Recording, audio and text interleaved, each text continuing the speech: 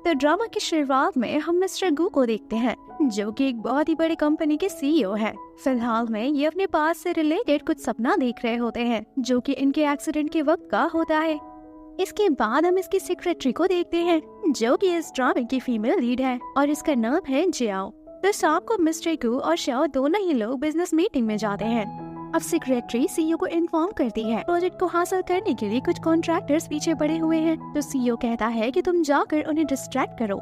इसके बाद वो उन्हें डिस्ट्रैक्ट करने के लिए चली जाती है और एक तरफ सीईओ जो कि अपने क्लाइंट को कन्विंस करने की कोशिश करता है ताकि कुछ भी करके उसे ये प्रोजेक्ट मिल जाए।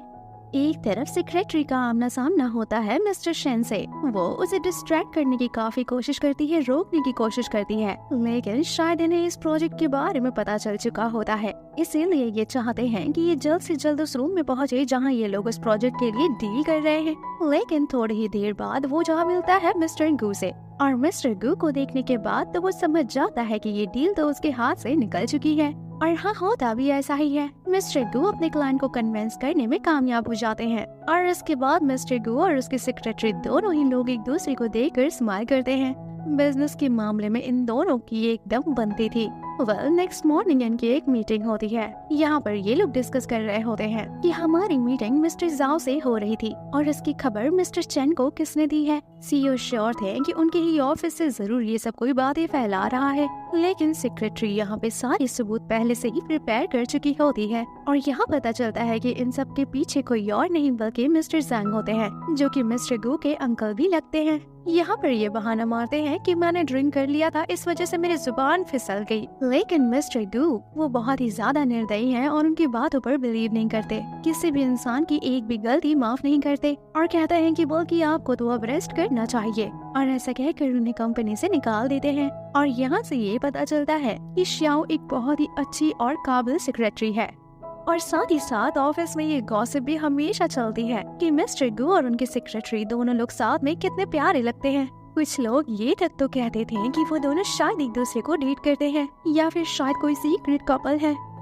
एक दिन मिस्टर गू से मिलने के लिए उसका बेस्ट फ्रेंड और एक क्लाइंट आता है। ये सभी लोग इससे कह रहे होते हैं कि हम सब तुमसे बहुत ही ज्यादा जेलस हैं, क्योंकि तुम्हारी सेक्रेटरी हद से ज्यादा ही परफेक्ट है और हमें तो ऐसी सेक्रेटरी भी नहीं मिलती और न ही हमने पहले कभी ऐसी सेक्रेटरी देखी है। लेकिन सीईओ कहता है कि ऐसी लड़कियां तो सिर्फ काम के लिए ही यूजफुल होती हैं। लेकिन ये क्या, हमें पता चलता है कि ऑफिस में जो भी लोग गॉसिप करते हैं इनके रिलेशनशिप के बारे में, वो तो बिल्कुल सच होता है। इन दोनों के बीच में सीक्रेट रिलेशनशिप होता है, लेकिन गू तो उसके लिए कोई खास फीलिंग्स नहीं रखता। लेकिन इसका फ्रेंड कहता है कि अगर तुम अपने रिलेशनशिप को पब्लिक नहीं करोगे तो एक दिन तुम्हारी श्याओ तुम्हें छोड़कर चली जाएगी। लेकिन वो कहता है कि रिलेशनशिप दो लोगों के बीच की चीज होती है, तो पब्लिक करने की क्या जरूरत है। यहाँ हमें पता चलता है कि कुछ सालों पहले गू का एक्सीडेंट हुआ था और इसी वजह से उसे एक डिसऑर्डर हो गया है, जिस वजह से वो कभी कभी अचानक से खुश होता है तो कभी सैड होता है तो कभी रोने लग जाता है और कभी कभी तो बहुत ज्यादा गुस्सा हो जाता है। लेकिन श्याओ उसका बहुत ही अच्छे से ध्यान रखती है, उसके अपॉइंटमेंट, उसके मेडिसिन, हर एक चीजों का वो ख्याल रखती है, जिस वजह से वो पहले से काफी ज्यादा बेटर हो रहा है। अब शाम को फ्रेंड के साथ वो अपने बार में जाता है, लेकिन इसी बार में मिस्टर चेन ने शेन को मिलने के लिए बुलाया होता है। वो यहाँ पर उसे काम के लिए बुलाए होते हैं, लेकिन उसे यहाँ पर वो ऑफर करने लग जाते हैं कि अगर तुम गू की कंपनी छोड़ती हो और हमारी तरफ आती हो तो मैं तुम्हें अच्छी खासी सैलरी दूंगा, तुम जो भी चीजें पाना चाहती हो मैं वो हर चीज तुम्हें ला कर दूंगा। और ये बात मिस्टर गू को पता चल जाती है, पर मिस्टर गू से कहती भी है कि मैं सिर्फ बिजनेस से रिलेटेड और जॉब ऑफर से रिलेटेड बात करने के लिए आई हुई थी और ऐसी वैसे कोई बात नहीं है। लेकिन मिस्टर गू बहुत ही ज्यादा गुस्सा करते हैं और अब तो वो उसे घर में भी घुसने नहीं देते। बेचारी ठंड में बाहर ही सोती रह जाती है। अब नेक्स्ट मॉर्निंग इन लोगों को अपने अगले प्रोजेक्ट की मीटिंग करने के लिए पहाड़ी इलाके पर जाना होता है, लेकिन सारी रात बाहर सोने की वजह से सेक्रेटरी की तबीयत खराब हो जाती है।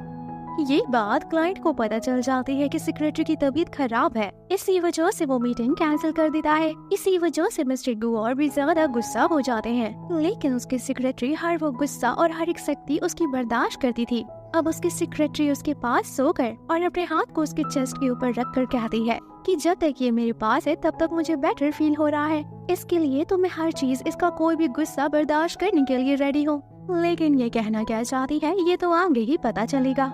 वेल मिस्टर गू आज जाकर मिलते हैं बायून से। बायून उनकी एक फैमिली फ्रेंड थी और वो एक बहुत ही अमीर परिवार की बेटी है। उसकी फैमिली बचपन से ही यही चाहती है कि बायून और मिस्टर गू दोनों आपस में शादी कर ले, यानी कि फैमिली वालों ने इन दोनों को बचपन से ही फियांसे बना दिया होता है।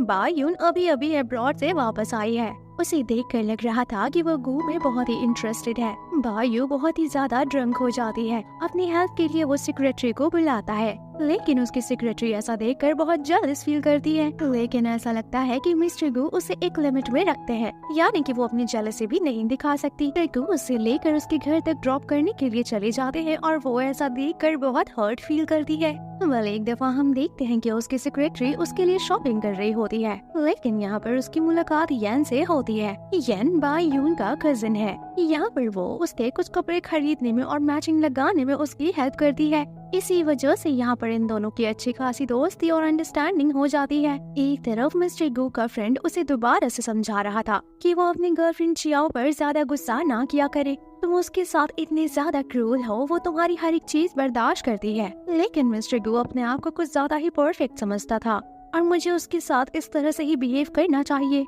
एक तरफ सेक्रेटरी की मुलाकात हो जाती है बायून से। बायून उसके सेक्रेटरी के ऊपर काफी गुस्सा करती है और कहती है कि तुम उसके कुछ ज्यादा ही क्लोज हो और मुझे ये बिल्कुल भी पसंद नहीं, क्योंकि हमारी शादी होने वाली है, इसीलिए मेरे होने वाले हस्बैंड से थोड़ी दूरी बना कर रखो। ये कहती है तुम्हारा तो वो होने वाला हस्बैंड है, लेकिन मैं तो सिर्फ उसकी सेक्रेटरी नहीं बल्कि करंट गर्लफ्रेंड भी हूँ। इस बात पर बायून उस पर हाथ उठाने लग जाती है, लेकिन ये क्या, ये तो उल्टा उसे मारने लग जाती है। और यहाँ हमें इसका ये भयंकर रूप देखने को मिलता है। यहाँ पर ये कहती है कि इस दुनिया में अगर मैं कुछ बर्दाश्त करती हूँ तो वो सिर्फ गू की बातों को, और किसी को बर्दाश्त करने की आदत बिल्कुल भी नहीं है। नेक्स्ट डे एक बिजनेस से रिलेटेड पार्टी थी जिसमें मिस्टर गू अपना पार्टनर बनाकर अपने सेक्रेटरी को लाते हैं, लेकिन यहाँ तो बायून आती है और वो गू को साइड पर ले जाती है। ऐसा देखकर सेक्रेटरी काफी जेलस होती है, यानी कि बायून उससे बदला लेने की कोशिश करती है। यहाँ पर वो खुद के शूज पर ड्रिंक गिरा देती है और सेक्रेटरी को ब्लेम करने लग जाती है। ये देखकर मिस्टर गू को भी गुस्सा आ जाता है और वो सेक्रेटरी को ही बोलने लग जाते हैं कि तुम्हें ध्यान देना चाहिए था। लेकिन बायून मिस्टर गू से कहती है अरे रहने दो, माफ कर दो इसे। लेकिन गू तो कहता है कि तुम्हें इसके शूज को साफ करना होगा क्योंकि ये बहुत ही ज्यादा एक्सपेंसिव है। लेकिन यहाँ पर ये इसका ऑर्डर मानते ही उसका शूज साफ करने ही वाली होती है, लेकिन तभी यहाँ पर येन पहुँच जाता है और कहता है कि बायून प्लीज सीन क्रिएट ना करो, एक पार्टी चल रही है और सभी लोग देख रहे हैं, तुम किसी को नीचा दिखाने की कोशिश ना करो। वो कहता है कि अगर तुम्हारे शूज इतने ही ज्यादा एक्सपेंसिव हैं तो मैं तुम्हें दूसरे दिला दूंगा। ऐसा कहकर चियाओ को अपने साथ लेकर चला जाता है। ऐसा देखकर गू को काफी गुस्सा आता है। गू ये सोचता है कि आखिर उसकी साइड इस तरह से कोई कैसे ले सकता है। ये देखकर उसे अंदर ही अंदर जलन हो रही होती है। इन्हीं सब के बीच में चियाओ के हाथ पर चोट भी लग जाती है। येन उसे मेडिसिन लगाने लग जाता है और बताने लग जाता है कि बायून और मैं कजन्स हैं। एक तरफ मिस्टर गू बायून को ड्रॉप करने के लिए उसके घर तक जाता है, लेकिन बायून यहाँ पर उससे पूछ लेती है कि क्या तुम दोनों एक दूसरे को डेट करते हो। लेकिन मिस्टर गू बायून को कोई जवाब नहीं देते। दूसरी तरफ सेक्रेटरी को वो दिन याद आ रहा होता है जब गू उसे प्रपोज करता है उसे अपने गर्लफ्रेंड बनने के लिए, लेकिन ये प्रपोजल कम और ऑर्डर ज्यादा लग रहा था और तब से लेकर अभी तक वो सिर्फ उसे ही डेट करती आई है, वो भी सीक्रेटली। जब गू वापस घर पहुंचता है तो शिया उसके ऊपर गुस्सा करती है और ये वो पहली दफा करती है। कहती है कि मैंने सुना है कि बायून और तुम दोनों शादी करने वाले हो और ये बिजनेस मैरिज होगी। मुझे ये दूसरों से सुनने को मिल रहा है, तुमने मुझे पहले क्यों नहीं बताया। वो कहता है कि रूमर्स पर गौर ना किया करो। सेक्रेटरी कहती है अगर ऐसा है तो मुझे सच सच बताओ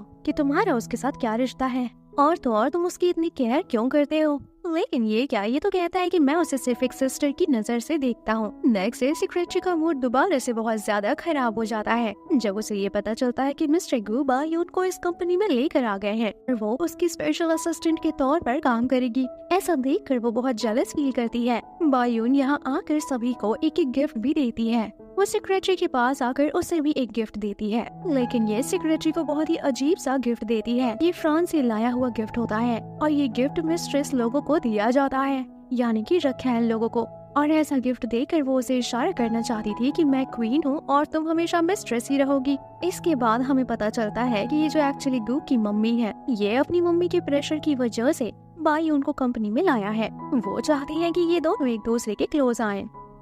और फिर मैं जल्द ही इनकी शादी भी करा दूं। वो कहती है कि तुम्हें जितनी लड़की को गर्लफ्रेंड बनाना है बनाओ, जिसे डेट करना है करो, लेकिन शादी तो बायून से ही करनी है। बायून सेक्रेटरी से काफी ज्यादा जेलस थी, तो वो जानबूझकर एक हरकत करती है। उसकी डेस्क से एक डॉक्यूमेंट को इधर उधर कर देती है ताकि कल को गो इसके ऊपर गुस्सा करे, जिसकी वजह से इसकी इंसल्ट हो। लेकिन सेक्रेटरी जानती थी कि ऑफिस में पहले ऐसा कभी नहीं हुआ, और वो गु को साफ साफ कह देती है कि मुझे एक बटन टूटा हुआ मिला है, वो भी मेरी डेस्क के पास, और वो बटन किसी और का नहीं बल्कि बायून का है, यानी कि इसी ने ही मेरी फाइल इधर उधर करी है। गु कहता है ठीक है, जाकर उसकी डेस्क की चेकिंग करो, लेकिन उसे वहाँ से कुछ नहीं मिलता। लेकिन बेचारी सेक्रेटरी की इसी सब की वजह से बहुत इंसल्ट होती है। लेकिन अब सेक्रेटरी वो फाइल ढूंढने में लग जाती है। उसने सीसीटीवी में देख लिया था कि बायून ने उस फाइल को डस्टबिन में फेंक दिया है, और सभी लोग मिलकर वो फाइल गार्बेज में से तलाश करने लग जाते हैं। ढूंढने के बाद वो मिस्टर गु के पास फाइल लेकर भी आ जाती है, लेकिन मिस्टर गु कहते हैं कि अब बहुत लेट हो चुकी है और मैंने फाइल बनाने के लिए किसी और को कह दिया है।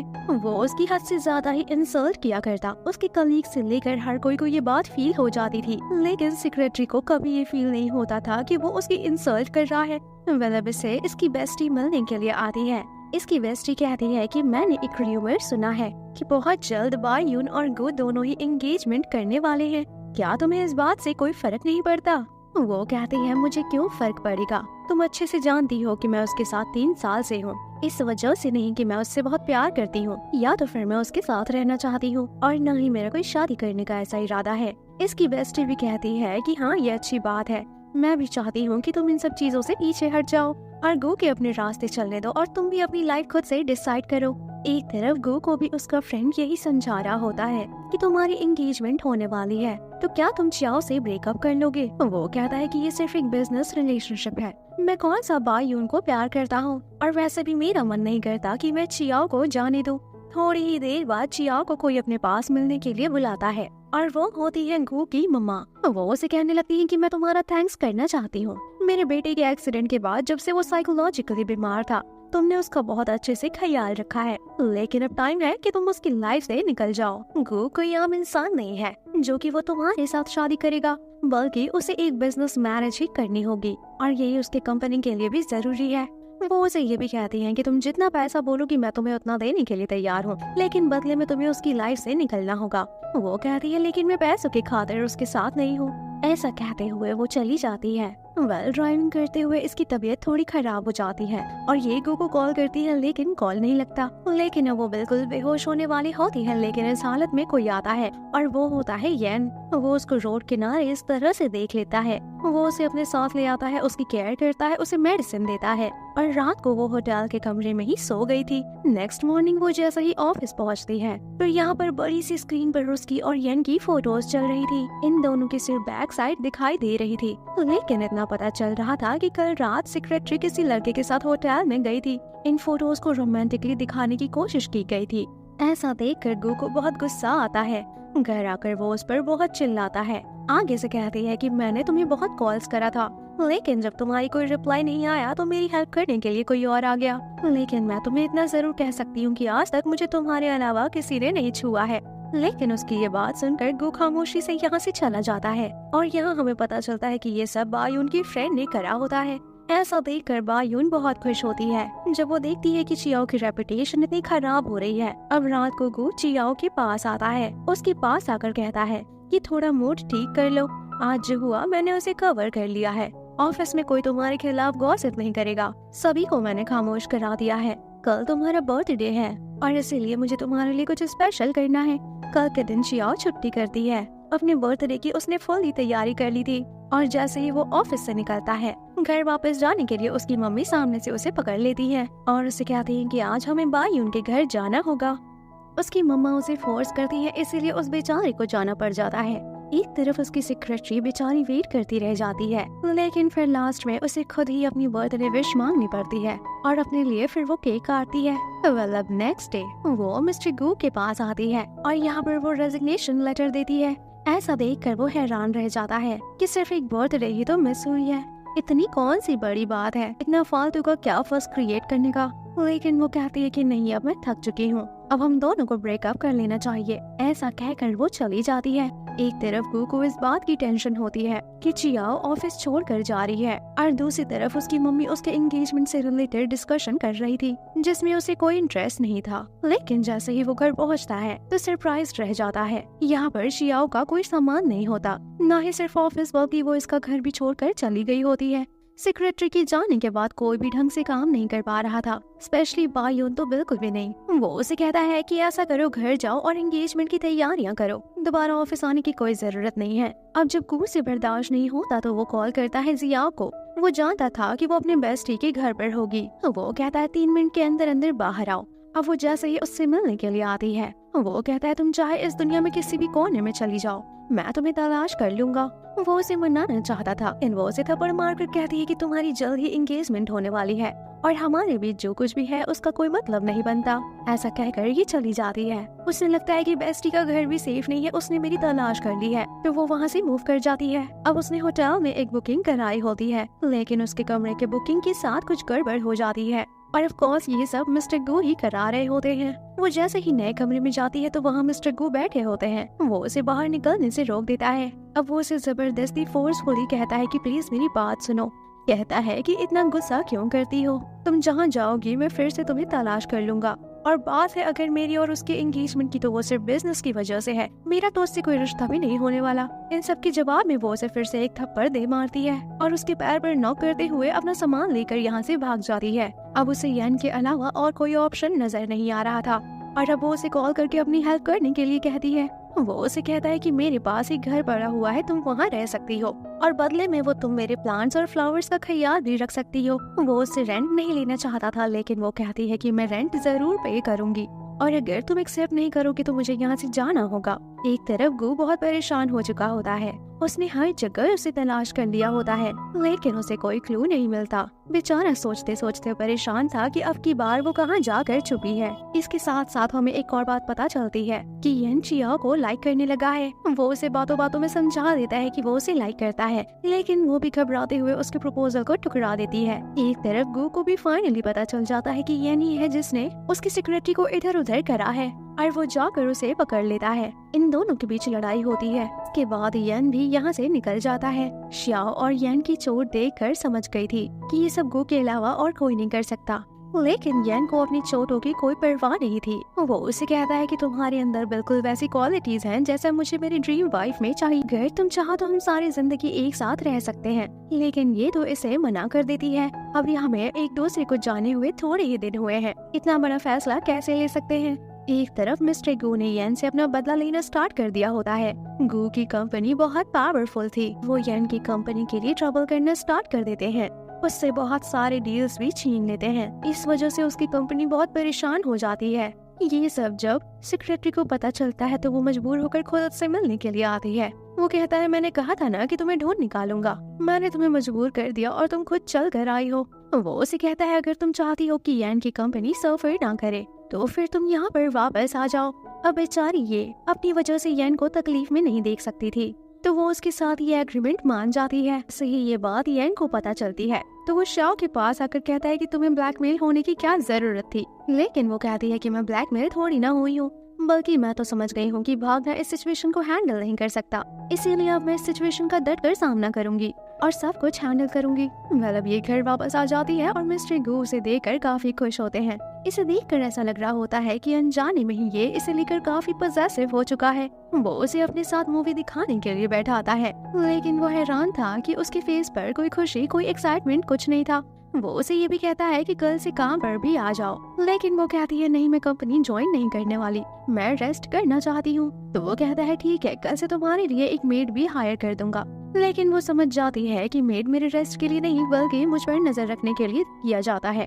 अब वो उसे फोर्सफुली पकड़कर उसे किस करने लग जाता है, लेकिन वो उसे थप्पड़ मार देती है और कहती है कि मैं ये सब अलाउ नहीं कर रही। तरफ गू सारा दिन अपने काम में बिजी रहता था, जबकि एक तरफ बायून एंगेजमेंट की पूरी तैयारियां कर रही थी। गू को इन सब में कोई इंटरेस्ट ही नहीं था। जब वो ज्वेलरी शॉपिंग करने के लिए जाती है तो उसे पता चलता है कि गू ने भी यहाँ पर एक नेकलेस खरीदा हुआ है, और वो खुश हो जाती है कि वो मुझे सरप्राइज देना चाहता होगा, लेकिन एक्चुअली ये नेकलेस उसने शियाओ को मनाने के लिए खरीदा होता है वो उसके पास लेकर आता है और खुद से उसे पहनाता है। वो बदले में कुछ मांगता है तो ये कहती है मैं सिर्फ इतना कर सकती हूँ कि कल ऑफिस में तुम्हारे लिए लंच ले आऊंगी। लेकिन उसी टाइम पर बायून उसके लिए लंच लेकर आई होती है। जैसे ही वो शियाओ के गले में वो नेकलेस देखती है तो वो गुस्सा होने लग जाती है। वो यहाँ पर गु और शियाओ दोनों के ऊपर गुस्सा करती है। लेकिन यहाँ पर गु उससे कह देता है कि हमारी अगर एंगेजमेंट हो रही है तो वो सिर्फ हमारी फैमिली के परमिशन से, ये मैं जो कुछ भी कर रहा हूँ तुम्हें बर्दाश्त करना ही होगा। अब वो घर आकर अपनी सेक्रेटरी से कहता है कि मैं आइंदा से कोशिश करूंगा कि तुम्हारा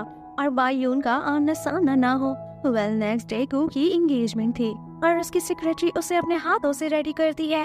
वो जाने लगता है और उसे हक करके कहता है कि मेरा वेट करना। लेकिन उसके जाते ही वो अपना सामान लेकर उसका घर छोड़कर चली जाती है। गु अपनी मम्मा के साथ जा रहा होता है लेकिन उसे शक होने लग जाता है। वो चियाओ को कॉल करता है लेकिन उसका नंबर बंद था। उसकी मम्मी कहने लगती है कि उसकी मेरे साथ डील हो गई है, वो घर छोड़कर चली गई है। एक्चुअली चियाओ उसकी मम्मी से मिली थी और कहा था कि अगर मैं आपके बेटे को छोड़ दूं तो आप मेरी एक विश पूरी करेंगी। उन्हें लगा था कि शायद ये पैसा मांगेगी लेकिन वो कहती है कि मैं ये शहर छोड़कर चली जाऊंगी, लेकिन इसके बदले अब मुझसे प्रॉमिस करें कि आपका बेटा मेरे पीछे नहीं आएगा। गु को ऐसा सुनकर बहुत गुस्सा आता है। पहले तो वो शॉक्ड हो जाता है लेकिन बाद में वेन्यू पर पहुंचते ही वो गाड़ी की चाबी छीनता है और वेन्यू छोड़कर और अपनी एंगेजमेंट छोड़कर वहाँ से भाग जाता है। एक तरफ शियाओ शहर छोड़कर अपने होम टाउन चली गई थी। वो अपने मम्मा डैडी के पास चली आई थी।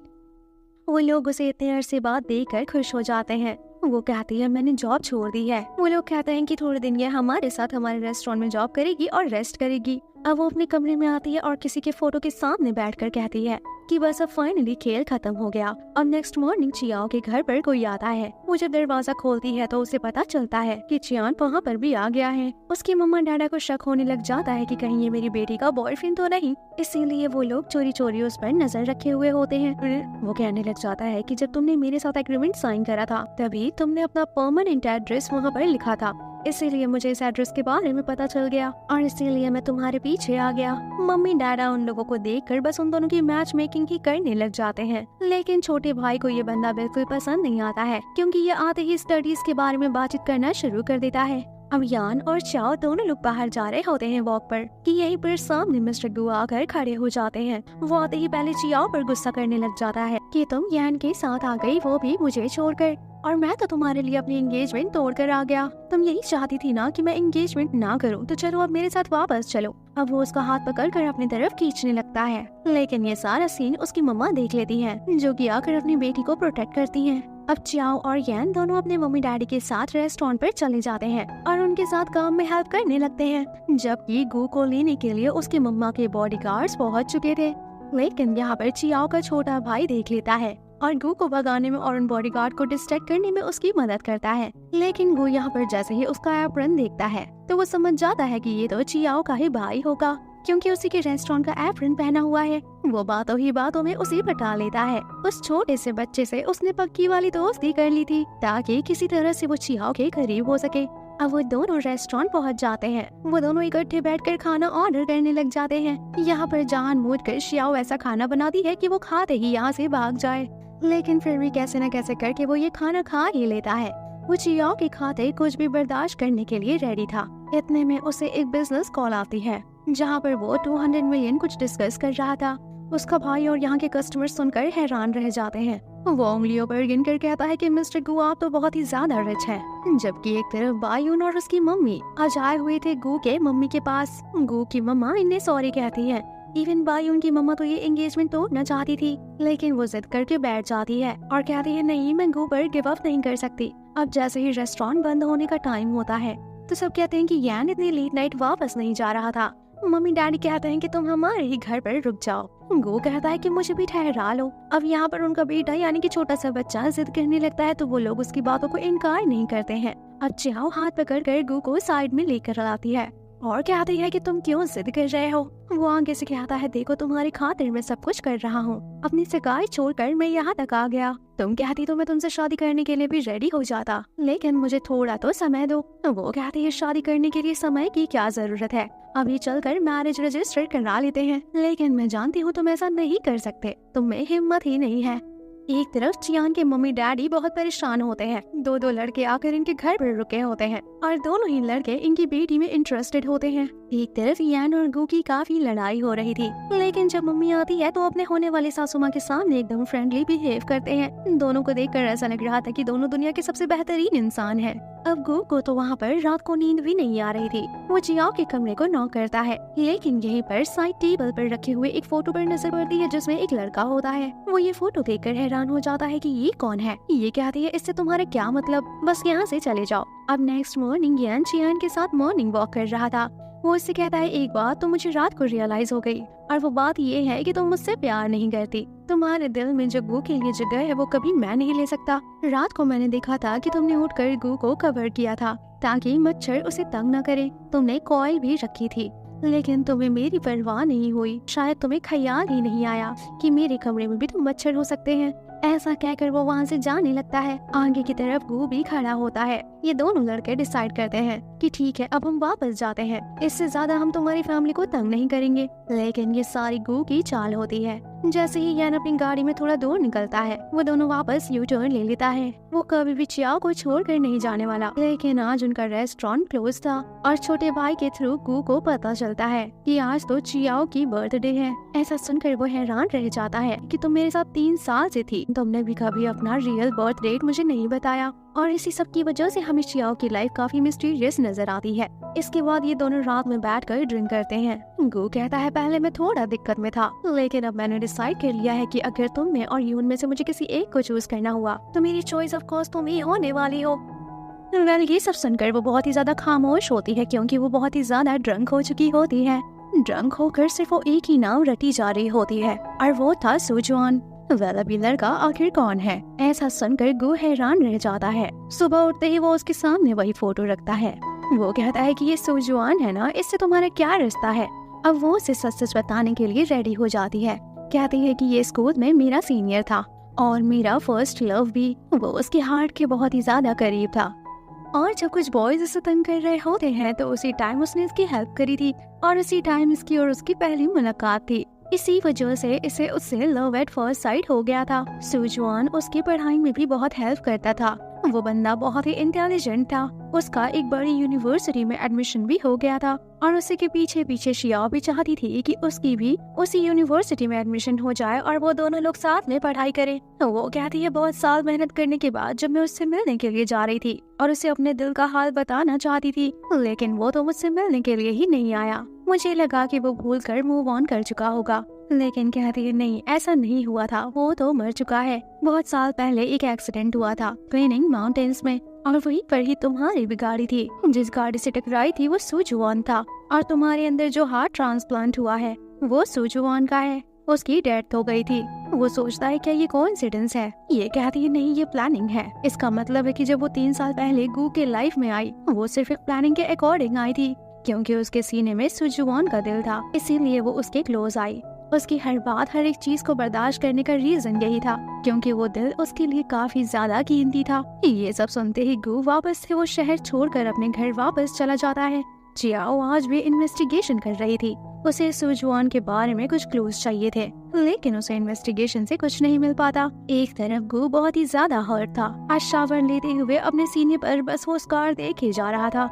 बहुत चिल्लाता है, बहुत गुस्सा करता है कि शियाओ मुझसे प्यार नहीं करती, सिर्फ इस दिल से प्यार करती है। इसे एकदम से सारा कुछ एकदम मीनिंगलेस सा लगता है। वो सोचता है कि इतने साल से मैं उसे टॉर्चर करता आया हूँ और वो बर्दाश्त करती आई सिर्फ इस दिल की वजह से। वो चियाओ से मूव ऑन करने की बहुत कोशिश करता है, लेकिन वो हर टाइम पर सिर्फ ड्रिंक करता रहता था, क्योंकि उसे हर जगह सिर्फ उसी चियाओ का शक्ल दिखता था। बेचारा ये तो मूव ऑन ही नहीं कर पा रहा था। एक दफा तो ड्रिंक करते करते स्विमिंग पूल में भी गिर जाता है। इन्हीं दिनों शियाओ भी वापस उसी शहर में आई हुई थी अपनी बेस्टी से मिलने के लिए, लेकिन यहीं पर उसे एक कॉल आती है। ये कॉल गू के बेस्ट फ्रेंड का होता है। वो रिक्वेस्ट करता है कि प्लीज आ जाओ, गू को कुछ हो गया है। अब वो आकर उसे स्विमिंग पूल से निकालने में उसकी हेल्प करती है। उसे देखकर लग रहा होता है कि वो बहुत ज्यादा परेशान है और एकदम देवदास जैसा बन चुका है। उसे दुनियादारी में कोई इंटरेस्ट नहीं रह गया। जब वो उसे छोड़कर दोबारा से जाने लग जाती है तो वो उसे रोक कर कहता है कि देखो, ये दिल मेरे सीने में है, अगर मैं मरा तो ये दिल भी खत्म हो जाएगा। प्लीज मेरे इस दिल की खातिर मेरे से दूर मत जाओ। ये कहती है जो भी कुछ मैंने पहले किया था वो एक स्टुपिडिटी थी। वो कहती है कि मैं भूल गई थी कि तुम्हारे शरीर में उसका दिल है, लेकिन बेशक तुम एक दूसरे इंसान हो। ऐसा कहकर वो उसे छोड़कर चली जाती है। एक तरफ इसकी मम्मा गू के ऊपर बहुत ही गुस्सा कर रही होती है और कहती है कि तुम अपने आप को दिन पर दिन भुलाते जा रहे हो, तुम खुद के ही वश में नहीं हो और अब मुझे तुम्हें सीधा करना होगा। और अब वो उनके कमरे के बाहर बॉडीगार्ड्स खड़ी कर देती है, उसे लॉक कर देती है ताकि वो चियान को ढूंढने की कोशिश ना करे। लेकिन ये भी ढीठ होता है और 2 दिन तक खाना नहीं खाता है और इस वजह से इसकी माँ काफी परेशान होती है। इसी के साथ हमें पता चलता है जब शियाओ एक बात कर रही थी। एक्चुअली शियाओ गू के साथ जो 3 साल से अपना बर्थडे मनाते आ रही थी, वो बर्थडे उसकी नहीं बल्कि सुजुआन की थी। उसे लगने लगता है कि ये एक इनफिटेड रिलेशनशिप था जो कि मैंने खत्म कर दिया है और अब मैंने बहुत अच्छा किया। एक तरफ यान चियाओ से मिलने के लिए आता है और वो उससे पूछता है क्या तुम वाकई ही गू को छोड़ना चाहती हो।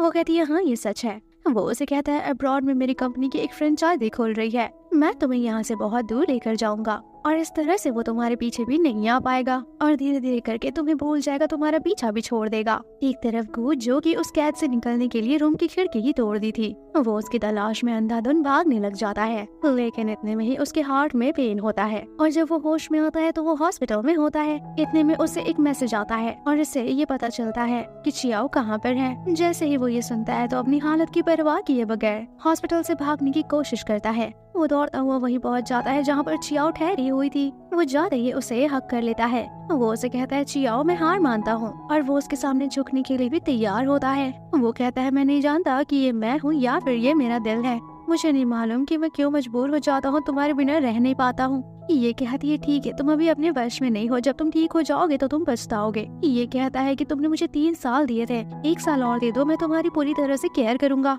तुम्हें इज्जत दूंगा, रिस्पेक्ट करूंगा मैं तुम्हारी। और साथ ही साथ इसे ये भी कह देता है कि तुम सुजुआन के एक्सीडेंट का ट्रुथ जानना चाहती हो और मैं उस इन्वेस्टिगेशन में भी तुम्हारी हेल्प करूंगा। इस बात पर वो राजी हो जाती है और उसे तुरंत हॉस्पिटल लेकर आती है। जब वो क्लियरली सोचती है कि मैं इतने साल कोशिश करती रही, लेकिन गू ही है जो मेरी हेल्प कर सकता है सुजुआन का ट्रुथ जानने के लिए। अब शियाओ तो सिर्फ और सिर्फ सुजुआन का ट्रुथ जानने के लिए उसके पास आने के लिए रेडी हुई थी, लेकिन गू तो बहुत ही ज्यादा खुश हो चुका था। अब ये अपने वादे के अकॉर्डिंग सुजुआन के बारे में इन्वेस्टिगेट करवाना शुरू करता है। ये सब देखकर इसकी माँ काफी गुस्से में आ जाती है और उन्हें जैसे ही पता चलता है कि ये शाओ को अपनी लाइफ में वापस लेकर आ रहा है तो उसे उसके बदले सजा भी मिलती है, और वो ये थी कि उसे ऑफिस से और घर से बेदखल कर दिया गया था। अब वो अपना सामान लेकर चियाओ के घर पर पहुंच जाता है। वो कहता है जैसे तुम पहले मेरे घर पर रहती थी, अब की बार हम रिलेशनशिप में हैं तो मैं तुम्हारे घर पे रहूंगा। वो उसे एक कमरा दिखाती है लेकिन वो उसे पसंद नहीं आता है, लेकिन घर से निकाले जाने के डर से वो कमरा उसका फेवरेट बन जाता है। ये कहता है देखो मैं तुम्हारे साथ पहले बहुत बुरा करता था, इसलिए मैं हर वो काम करूंगा जिससे तुम्हारे दिल और दिमाग को सुकून मिले। तो वो इस घर के सारे काम किया करता है, लेकिन उसने ये काम पहले कभी नहीं करे थे तो इसे ठीक से नहीं आते थे, इसीलिए कोई भी काम करते वक्त ये कोई न कोई कांड कर देता था। एक तरफ यान का चैप्टर शियाओ की लाइफ में से क्लोज हो जाता है। वो कल अब्रॉड वापस जा रहा था और शियान उसे इनकार कर देती है, लेकिन जैसे ही गू को पता चलता है कि आज ये किसी लड़के से मिलकर आ रही है तो उसे गुस्सा आने लग जाता है। वो उसे कहता है कि ये मत भूलो कि तुम अभी भी मेरी ही हो और हम दोनों रिलेशनशिप में हैं, लेकिन ये इसके हाथ बांधकर इसे घर से बाहर निकाल देती है। और फिर जाकर इसे वो समय याद आता है जब एक दफा ये शियाओ को घर से बाहर निकाल दिया था और उसे घर में घुसने नहीं दे रहा था। सोचता है कि ये सब शायद जो मैंने किया था उसी का बदला ले रही है। नेक्स्ट मॉर्निंग गू के पास जाओरी आता है, इसी वजह से वो घर में वापस से एंटर भी हो गया था और वो रूह से कहता है देखना एक दिन ऐसा जरूर आएगा कि मैं अपने सारे गलत काम सीधे कर लूंगा। अब इसे याद आता है कि इसके छोटे भाई ने एक दफा बताया था कि शियाओ को क्या क्या पसंद है। उसके दिल में जगह बनाने के लिए ये उसके पसंदीदा वर्क को करने लगता है।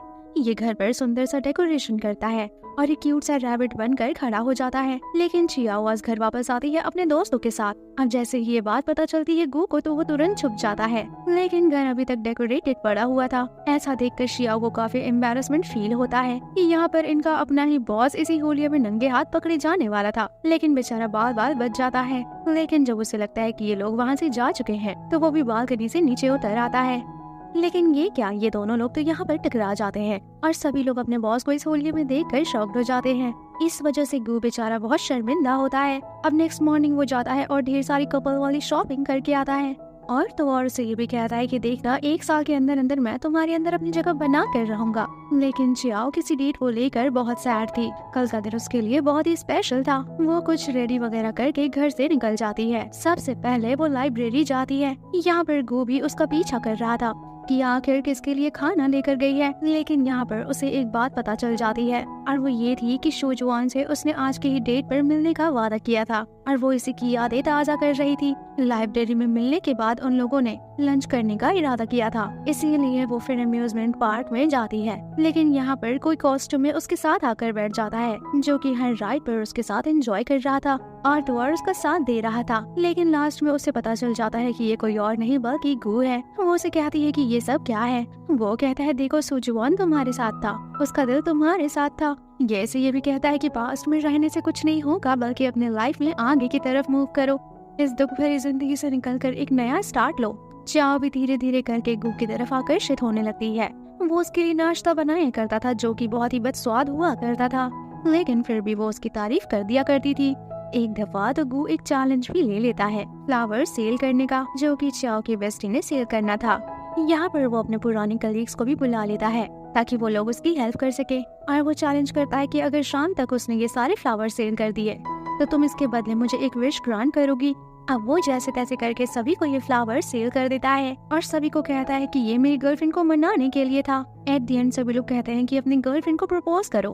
तो अब वो यहाँ पर फ्लावर्स की एक रिंग बनाता है और ये हैंडमेड रिंग लेकर चियाओ को प्रपोज कर देता है। ये सीन बहुत ही रोमांटिक था। इसने चियाओ का दिल जीत लिया था। चियाओ ने भी उन फ्लावर्स से बनी हुई रिंग को सेव करके रख लिया था और वो बार बार उसे देखे जा रही थी। नेक्स्ट मॉर्निंग जब उसकी आँख खुलती है तो गू उसके पास होता है। वो कहता है कि आज का दिन तुम मेरे साथ डेट पर जाओगी। सबसे पहले ये दोनों यहाँ पर इकट्ठे होकर केक बना रहे होते हैं।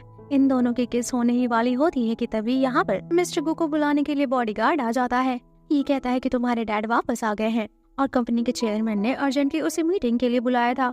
डैड उसे बहुत डांटते हैं और कहते हैं कि तुम लापरवाह हो गए हो। वो कहते हैं कि तुम मेरे इकलौते बेटे हो और कंपनी को संभालने के बजाय तुम देवदास बने फिर रहे हो। और वो उसे चियाओ से ब्रेकअप करने के लिए कहते हैं, लेकिन वो मना कर देता है। ऐसा कहकर वो निकल जाता है और चियाओ भी उसे पिक करने के लिए आई होती है। अब वो उसे डेटिंग के लिए लेकर आई होती है। यहाँ पर वो उसे बताता है कि मैं और डैड जब भी मिलते हैं हमेशा हमारी लड़ाई ही होती है। चियाओ कहती है मैं जानती हूँ, तभी तो मुझे तुम्हारी फिक्र हो रही थी। वो कहती है कि हाँ मेरी भी गलती थी। मैं शुरुआत में तुम्हारे अंदर सुजुआन की झलक तलाश किया करती थी। मैं गलत थी। मुझे समझना चाहिए था कि तुम एक डिफरेंट इंसान हो। अब ये दोनों लोग एक दूसरे के साथ बहुत अच्छे से घुल मिल रहे थे और यहाँ पर इन दोनों की किस होती है और फाइनली ये दोनों हैप्पी कपल की तरह रहने लगे थे। लेकिन नेक्स्ट डे चियाओ को मिस्टर चेयरमैन मिलने के लिए बुलाते हैं। वो उसे कहते हैं कि तुम मेरे बेटे के काबिल नहीं, मेरे बेटे के बिजनेस मैरिज होगी और यही हमारे बिजनेस और फैमिली के लिए अच्छा होगा, इसीलिए तुम्हें रास्ते से हटना होगा। एक तरफ वो जैसे ही घर वापस लौटता है, जब उसे चियान नहीं मिलती तो वो परेशान हो जाता है। वो समझ जाता है कि ये सब उसके डैड का ही करामात है। वो अपने घर पहुंचकर अपने डैड से ही लड़ने लग जाता है। वो अपने डैड के सामने घुटने टेल देता है और कहता है कि प्लीज मान जाइए और मुझे मेरी जिंदगी मेरे हिसाब से जीने दीजिए। लेकिन उसके डैड उसे इग्नोर करके चले जाते हैं। लेकिन तभी चियाओ आती है अम्ब्रेला लेकर और उसे देखते ही वो खुश हो जाता है। अब ये दोनों घर वापस आते हैं और अपना क्वालिटी टाइम स्पेंड करते हैं। नेक्स्ट मॉर्निंग जाओरी आता है और कहता है कि मुझे सुजुआन के बारे में थोड़ी इन्फॉर्मेशन मिली है और वो ये है कि तुम्हारे डैड के पर्सनल असिस्टेंट सुजुआन के साथ कोई ना कोई कांटेक्ट था, लेकिन अब उस असिस्टेंट की डेथ हो गई थी। ये लोग उसके घर जाकर उसका इन्वेस्टिगेशन करते हैं और यहाँ पर एक पुराना सा फोन मिलता है। यहाँ पर कुछ मैसेजेस भी थे जो कि उस पीए को गूक की मम्मी की तरफ से आया हुआ था। वो ऐसा देखकर चियाओ से छुपा लेता है। लेकिन अब हमें पता चलता है कि धीरे धीरे करके इसकी याददाश्त वापस आती है और ये पता चलता है कि सुजुआन जो है इसी के डैड का बेटा है और ये उनका एक इलीगल बेटा है। इसी बात से ये परेशान था और चियाओ से भी पूछता है कि अगर इन सब के पीछे उस पीए के साथ साथ मेरी फैमिली का भी हाथ हुआ तो क्या तुम मुझे माफ कर सकोगी। कहती है कि ये सब में तुम्हारी कोई गलती नहीं है और साथ ही साथ चियाओ को शक हो गया था। उसने भी वहाँ पर एक डॉक्यूमेंट्स देखे थे जो कि चोरी चोरी छुपा लिए थे ताकि गू हर्ट ना हो। उसने देखा था कि पीए के बैंक अकाउंट में गू की मम्मी ने बहुत सारा पैसा ट्रांसफर किया था। इसका मतलब है कि इस एक्सीडेंट से उनका कोई लिंक है। अब गू ऑफिस में जाकर अपनी मम्मा से बात क्लियर करता है। उसकी मम्मा कहती हैं कि अच्छा है अगर तुम्हें सब याद आ गया। हमें पता चलता है कि एक्चुअली उस दिन सुजुआन अपने डैड से मिलने के लिए आ रहा था, लेकिन ये नहीं चाहती थी कि वो लड़का वापस मिलने के लिए आए और ये उनकी मीटिंग को कैंसिल कराना चाहती थी और इसीलिए उन्होंने पीए को भेजा था। लेकिन गू ये सारा कुछ रोकने के लिए वहाँ गया था और इसी वजह से उनका एक्सीडेंट हो गया था। चियाओ को जैसे ही पता चलता है कि ये सारी बातें गू को पता थी लेकिन उसने मुझसे छुपाया, तो वो बहुत ही ज्यादा हर्ट होती है और कहती है कि मैंने सोचा था कि तुम बदल गए, लेकिन तुम कभी नहीं बदल सकते। वेल इसके बाद यहाँ पर नए कैरेक्टर की एंट्री होती है जो कि यही आ रहा था। ये कोई और नहीं बल्कि सुजुआन होता है और अब हम फ्लैशबैक में देखते हैं कि एक्चुअली सुजुआन की मम्मी जब डेथ बेड पर थी तब सुजुआन को पता चला था कि उसके डैड कौन है। वो एक बहुत ही अमीर इंसान है। वो फैसला करता है कि वो इनसे मिलेगा और अपनी मम्मी के इलाज का इनसे खर्चा लूंगा, शायद उनके एक्सपेंसेस कवर करने की वजह से इनकी जान बच जाए। और जब वो मिलने जा रहा था तभी एक्सीडेंट हो गया और बहुत साल बाद सुजुआन कोमा में से बाहर निकला था। उसकी दोनों टांगे टूट चुकी थी और उसके एक अंकल ने उसे बचाया था। वो उसे कहते हैं कि जब तक तुम ठीक नहीं हो जाते तब तक तुम्हें छुपे रहना होगा, अदरवाइज गू फैमिली के कुछ लोग तुम्हारी जान भी ले सकते हैं। लेकिन उसे इसी बीच बहुत दुखी होती है कि उसकी मम्मी की डेथ हो गई है। अब इतने साल रिकवर होने के बाद फाइनली वो वापस आ गया था और आज वो अपने डैड से जाकर मिलता है। उसके डैड अपने खोए हुए बेटे को देखकर खुश होते हैं, लेकिन चियाओ हैरान थी कि अगर सुजुआन जिंदा है तो इसके दिल में किसका हार्ट है, और गू भी इसी बात से हैरान था कि उसके सीने में किसका दिल है। मम्मी कहती है कि डोनर अनोन था, उसकी जगह उन्होंने जानबूझकर सुजुआन का नाम लिया, लेकिन उसकी बॉडी किसी ने नहीं देखी थी, इसीलिए सभी को लगता था कि सुजुआन इस दुनिया से जा चुका है। अब डैड गू और दूसरी सारी फैमिली को इकट्ठे बुलाते हैं और वो सुजुआन को सभी से मिलवाते हैं। सभी को बताते हैं कि ये मेरा बेटा है और बड़ा बेटा होने की वजह से ये फैमिली का इम्पोर्टेंट मेंबर है। गू जब सुजुआन को देखता है तो उसे जलन होने लग जाती है, इसीलिए वो डिनर छोड़कर चला जाता है। अब वो चियाओ के पास जाता है, उसे मनाने की कोशिश करता है, लेकिन वो कहती है कि तुम मुझसे दूर चले जाओ। उसने उसका सामान भी पैक कर दिया था और वो उसे घर से बाहर निकाल देती है। उसके जाने के बाद सुजुआन आता है चियाओ के पास। वो उसे कहता है बहुत सालों बाद मुझे मेरी फैमिली मिली है, इतने सालों से मैं तुम्हें कांटेक्ट नहीं कर सका, उसके लिए मैं सॉरी कहता हूँ। एक्चुअली मैं बीमार था और चलने के काबिल भी नहीं था, लेकिन सुजुआन को ये अंदाजा हो चुका था कि ये सिंगल नहीं है बल्कि ये एक कपल थी और वो भी गू की गर्लफ्रेंड थी। अब सुजुआन कंपनी में भी आना शुरू कर देता है, लेकिन गू को लग रहा होता है कि इसे ज्यादा नॉलेज नहीं होगी, लेकिन इसे बिजनेस के मामले में हर एक चीज की नॉलेज थी, जिसकी वजह से वो एक प्रोजेक्ट पर अपनी जगह बना लेता है और लोगों को इम्प्रेस करने में भी कामयाब हो जाता है। अब वो दोबारा से चियाओ के घर जाता है, उसे दोबारा से मनाने की कोशिश करता है, लेकिन यहाँ सुजुआन होता है और वो उसे यहाँ से जाने के लिए कहता है। वो उसे कहता है कि वो इतने दिन तक तुम्हारे करीब थी क्योंकि उसे लग रहा था कि तुम्हारे सीने में मेरा दिल है, उसे लग रहा था कि तुम उसके लिए मेरी परछाई थे, लेकिन अब मैं रियल वाला बंदा आ चुका हूँ, तो अब तुम मेरे आमने सामने से हट जाओ। इस बात पर गू उसे थप्पड़ दे मारता है और यही सीन चियाओ देख लेती है। वो गू पर गुस्सा करती है और सुजुआन को अंदर ले जाती है। वेल कंपनी में गू और सुजुआन को मिलकर ही काम करना था। वो हर वक्त किसी न किसी टॉपिक पर फाइट कर रहे होते हैं, इवन कि अपने एक ऑफिशियल डिनर पर भी वो दोनों मिर्ची खाने का कंपटीशन कर लेते हैं। ये मुकाबला किसी न किसी तरह से गू जीत जाता है, लेकिन ये खाने के बाद बेचारी की हालत बहुत खराब हो जाती है। चियाओ आती है, लेकिन उसे गू की कोई परवाह नहीं थी, बल्कि वो सीधे सुजुआन के पास चली जाती है और उसे अपने साथ ले जाती है। गू ने शुरुआत में सुजुआन को जितना परेशान कर रहा था, अब वो खुद उतना परेशान हो रहा है। वेल अब सुजुआन चियाओ को दोबारा से प्रपोज करता है और कहता है कि हमारी लव स्टोरी अब दोबारा से स्टार्ट होगी। वो उसे हक करता है, लेकिन चियाओ उसे कोई जवाब नहीं देती। उसके मन में उसके लिए कोई फीलिंग्स ही नहीं आ रही थी, बल्कि उसे सिर्फ और सिर्फ गू की यादें आती थी। एक तरफ सुजुआन के अंकल उसे कुछ पट्टियां पढ़ाने लग जाते हैं कि चियाओ तुम्हारे लिए ठीक नहीं है, तुमने इतने स्ट्रगल करा, इतने अरसे मेहनत के बाद तुम वापस आए, तो तुम्हें अपनी पोजीशन को स्ट्रॉन्ग करना चाहिए। देखो बायून से एंगेजमेंट गू ने कैंसिल करा है, अगर तुम उसके फियांसे बन जाते और अगर तुम उससे शादी कर लेते तो गू फैमिली में तुम्हारी पकड़ बहुत ही स्ट्रॉन्ग हो जाती। अब सुजुआन एक प्लानिंग के अकॉर्डिंग बायून से मिलने के लिए जाता है।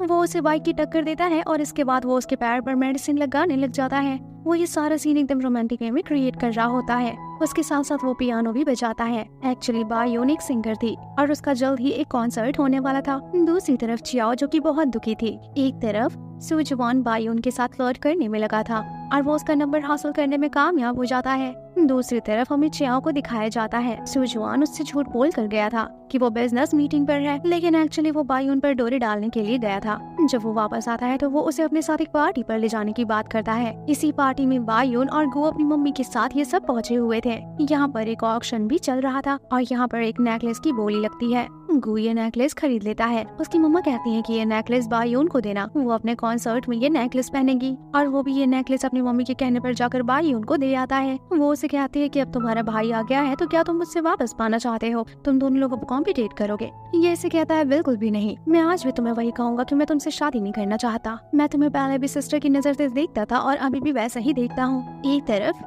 सुजुआन जो कि बायून के एकदम पीछे पड़ चुका होता है, एक तरफ सुजुआन जो कि बहुत ही ज्यादा ड्रंक हो चुकी होती है। इसीलिए गो उसे घर पर लेकर आता है। वो उसे उसके बेड पर लिटा देता है, लेकिन आज उसे कुछ डिफरेंट मिला था और वो ये था कि लास्ट टाइम की तरह ड्रंक होकर वो बार बार सुजुआन का नाम नहीं ले रही थी, बल्कि बार बार गो को पुकारी जा रही थी। गो को लगता है कि शायद उसने उसके हार्ट में जगह बना ली है, वो कामयाब हो चुका है। अब नेक्स्ट मॉर्निंग चियाओ की तबीयत बहुत खराब होने लगती है, उसे वॉमिटिंग होती है और जब वो हॉस्पिटल जाती है तो पता चलता है कि वो प्रेग्नेंट है और मम्मी बनने वाली है। और ऑफ कोर्स ये किसी और का नहीं बल्कि गो का ही बेबी है। प्रेगनेंसी से रिलेटेड वो अपने लैपटॉप पर कुछ सर्च कर रही होती है कि तभी सुजुआन आ जाता है और ये सब देख लेता है। उसे शक हो गया था। एक तरफ गो जिसे ये पता चल चुका होता है कि वो डैडी बनने वाला है और ये सुनकर वो बहुत खुश होता है। वो फैसला करता है कि वो चियाओ को फाइनली प्रपोज करेगा। वो उसे और अपनी बेबी को एक फैमिली देना चाहता है, इसीलिए वो उसके कलीग्स फ्रेंड्स को भी साथ में लाता है। लेकिन सुजुआन से जेलसी बर्दाश्त नहीं होती। एक तरफ बायून सुजुआन को तो घास ही नहीं डालती थी, उसके दिल में आज भी गो ही था। और दूसरी तरफ चियाओ जिसका दिल गो ने जीत लिया था, वो इतना जेलस होता है कि बायून को जाकर बता देता है कि गो तो कभी भी तुम्हें नहीं मिलने वाला, क्योंकि अब वो डैडी बनने वाला है और सिचुआन उसके बच्चे की मम्मा बनने वाली है। तरह से वो बायून को भड़काता है ताकि वो कोई गलत कदम उठा सके और बदला लेने की कोशिश करे उन दोनों से, और तो और उनकी जिंदगी को भी बर्बाद कर दे। एक तरफ बायून जो कि डिप्रेशन में चली जाती है और दूसरी तरफ गो जो कि बहुत एक्साइटेड था। उसने अपने हाथों से एक रिंग डिजाइन करा था जो कि बिल्कुल शियाओ के ऊपर सूट करता और उसी के थ्रू वो उसे प्रपोज करने वाला था। वो उसे फोन करके एक जगह पर मिलने के लिए बुलाता है और यहाँ पर उसने सरप्राइज रेडी किया हुआ था। लेकिन यहाँ पर चियाओ को जो ड्राइवर लेने के लिए आता है वो ड्राइवर कोई और था। चियाओ को शक होने लग जाता है, लेकिन तब तक काफी ज्यादा देर हो चुकी थी। बायून ने उसे बुलवाया था।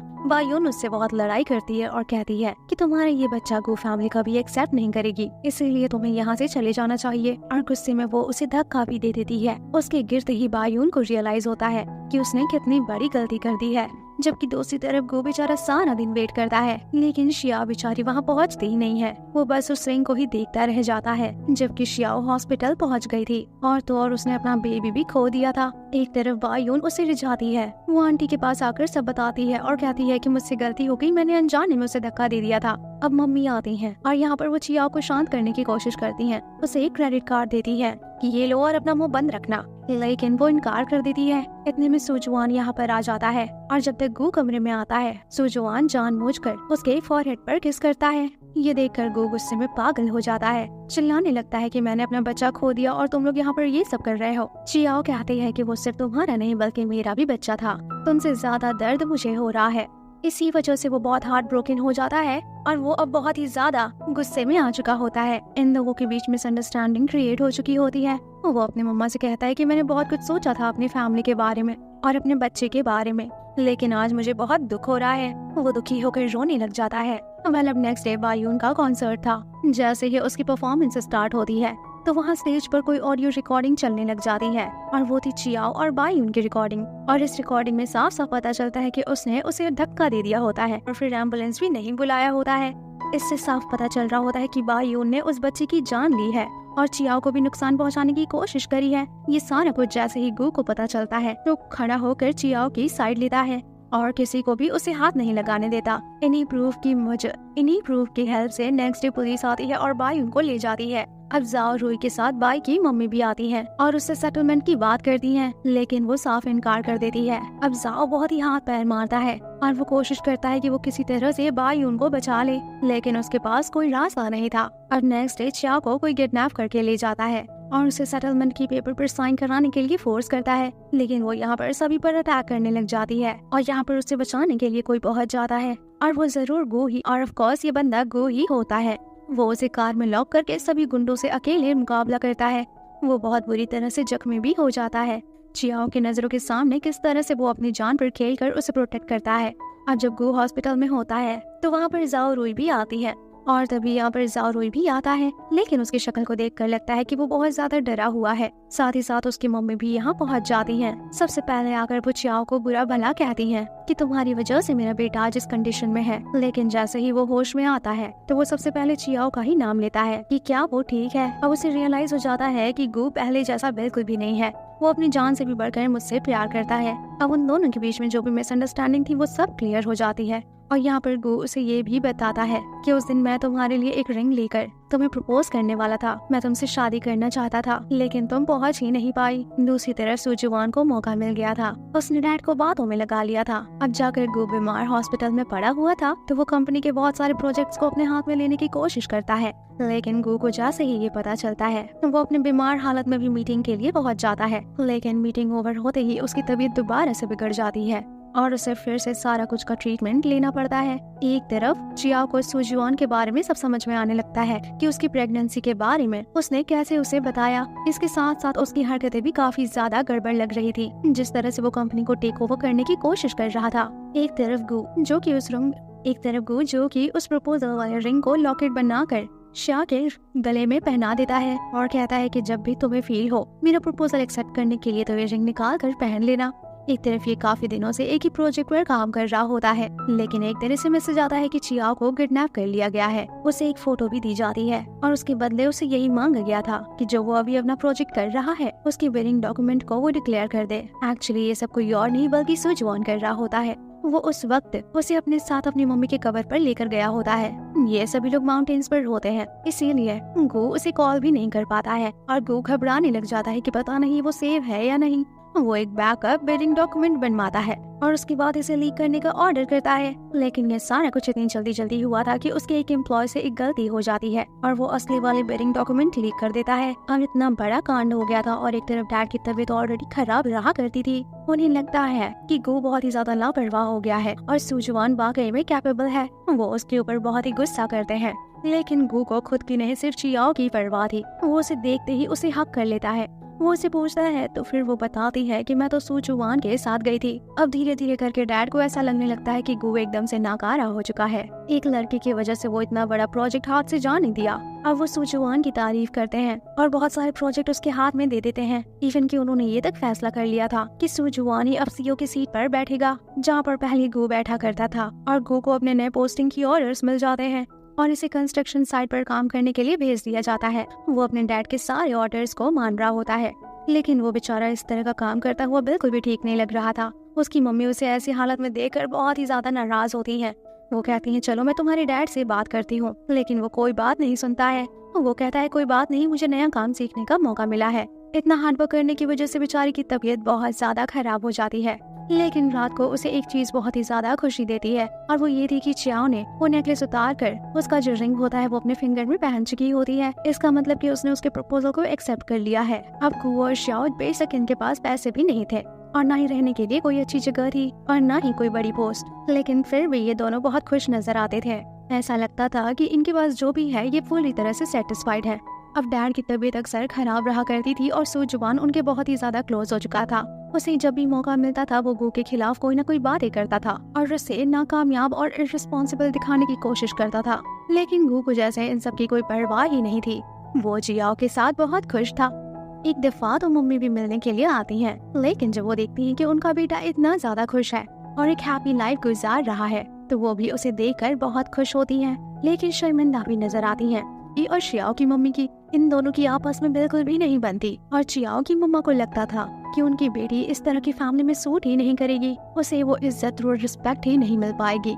लेकिन गू चियाओ की तसल्ली करा देता है कि मैं मम्मी की हर डिमांड हर टेस्ट पर पूरा उतर कर दिखाऊंगा और मम्मी भी इसी वजह से बहुत ही सख्त टेस्ट लेने लग जाती हैं और आजकल वो उन दोनों को क्लोज ही नहीं आने देती। एक दफा तो वो चियाओ के बेड पर ही आकर सो जाती हैं। इन्हें ऐसे देखकर गू वहाँ से डर कर भाग जाता है। वो इससे बहुत सारे कुछ कराती है, घर के सारा काम कराती है, लेकिन इन दी एंड गू ने अपने सासू माँ का भी दिल जीत लिया था जिस तरह से जियाओ का जीता था। जबकि सुजुआन वो तो सिर्फ दिन गिन रहा था कि कब तक उसके डैड जिंदा रहते हैं और उनके जाने के बाद वो कंपनी टेक ओवर कर लेगा। लेकिन इसके बाद गू को एक बहुत ही शॉकिंग न्यूज मिलती है कि उसके दुश्मनों में एक और इंसान का इजाफा हो चुका था और वो था ज़ाओरी, जो कभी उसका बेस्ट फ्रेंड हुआ करता था। उस दिन उसका डॉक्यूमेंट जो लीक किया गया था वो भी जाओ रुई नहीं उस एम्प्लॉय को मजबूर किया था ऐसा करने के लिए। एक्चुअल में वो गू को नुकसान पहुंचाना चाहता था। अब गू उससे मिलने के लिए जाता है और यहाँ पर रुई फट पड़ता है और सारा का सारा सच बता देता है कि तुमने हर चीज मुझसे छीनने की, चुराने की कोशिश करी। इवन यहाँ पर ये पता चलता है कि वो बायून को लाइक करता था और जब बायून जेल में चली गई तो वो बहुत ही ज्यादा परेशान हो गया था। उसकी बर्दाश्त की हद पार हो गई थी। ये लोग जब उसे बाहर नहीं निकलवा रहे थे तो इस तरह की ये मीन हरकतें करना शुरू कर देता है। गू कहता है कि मैंने सच में तुम्हें अपना भाई समझा था, लेकिन तुमने मुझे कभी बताया ही नहीं, वरना मैं बायून से फासला रखता। वेल नेक्स्ट डे गू को खबर मिलती है कि एक्चुअली उसके डैड की डेथ हो गई है। ऐसा सुनकर वो बहुत दुखी हो जाता है। यहाँ पर चियाओ उसके साथ थी। एक्चुअली गू को ये भी अफसोस था कि इनके और डैड के बीच हमेशा लड़ाई ही रहती थी और वो कभी भी उसे उसका अपना अच्छा बेटा नहीं मानते थे। वाला फाइनली सबको पता चलता है कि डैड की प्रॉपर्टी में से सभी को 10% मिला है, लेकिन सुजुआन को पूरे के पूरे 50% मिले हैं। ये सुनकर उसकी मॉम काफी गुस्से में हो जाती है और गू को भी शक होने लग जाता है।